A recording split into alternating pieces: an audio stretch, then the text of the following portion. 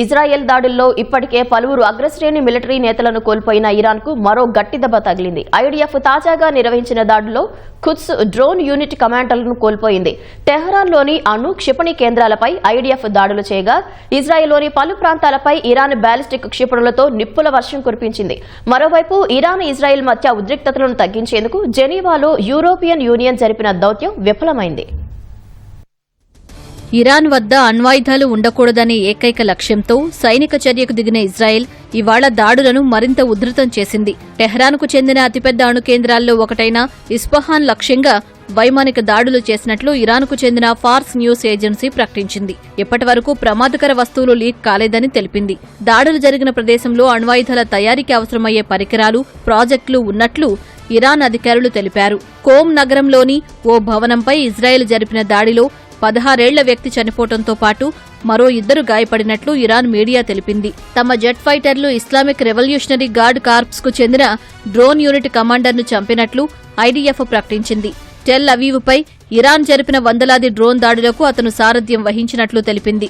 ఇరాన్కు చెందిన క్షిపణుల నిల్వ కేంద్రంతో పాటు ప్రయోగ కేంద్రంపై దాడులు జరిపినట్లు ఇజ్రాయెల్ మిలిటరీ ప్రకటించింది. ఇజ్రాయెల్ దాడుల్లో ఇరాన్ ఖుద్స్ ఫోర్స్ ఆయుధాల సరఫరా విభాగం కమాండర్ బెహనం షాహరియారీ హతమైనట్లు ఐడిఎఫ్ ప్రకటించింది. ఇరాన్ నుంచి హమాస్, హెజ్బొల్లా, హోతీ తదితర సంస్థలకు ఆయుధాల సరఫరాలో షాహరియారీ ప్రధాన పాత్ర పోషించినట్లు తెలిపింది.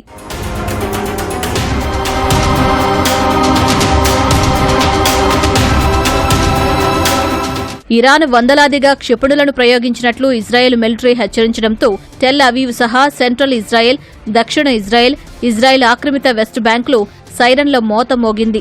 ఇజ్రాయెల్ గగనతల రక్షణ వ్యవస్థ ఇరాన్ క్షిపణులను అడ్డుకోవడంతో టెల్ అవీవ్ గగనతలంలో పేలుళ్ల శబ్దాలు వినిపించాయి. టెహరాన్ 5 బాలిస్టిక్ మిసైల్స్ ను ప్రయోగించినట్లు ఐడిఎఫ్ అధికారులు తెలిపారు.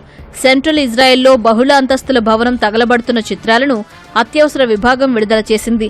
టెహ్రాన్ ప్రయోగించిన క్షిపణులను ఐరన్ డోమ్ అడ్డుకోవడంతో వాటి శకలాలు పడి మంటలు చెలరేగినట్లు అధికారులు తెలిపారు.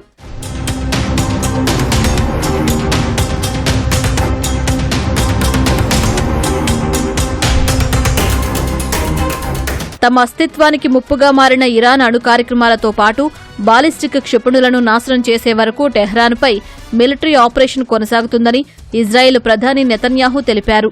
సుదీర్ఘ దాడులకు ఐడిఎఫ్ సిద్ధంగా ఉందని ఇజ్రాయెల్కు చెందిన అగ్రశ్రేణి మిలిటరీ అధికారులు తెలిపారు.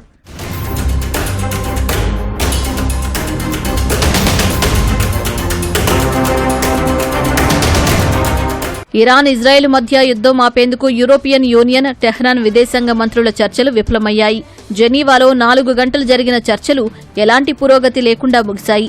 భవిష్యత్ చర్చలపై ఐరోపా అధికారులు ఆశాభావం వ్యక్తం చేయగా ఇరాన్ విదేశాంగ మంత్రి అబ్బాస్ అరాగ్జీ కూడా వారితో ఏకీభవించారు. అయితే ఇజ్రాయెల్ దాడులు కొనసాగినంత వరకు అమెరికాతో అణు చర్చలకు అవకాశమే లేదని అబ్బాస్ తేల్చి చెప్పారు.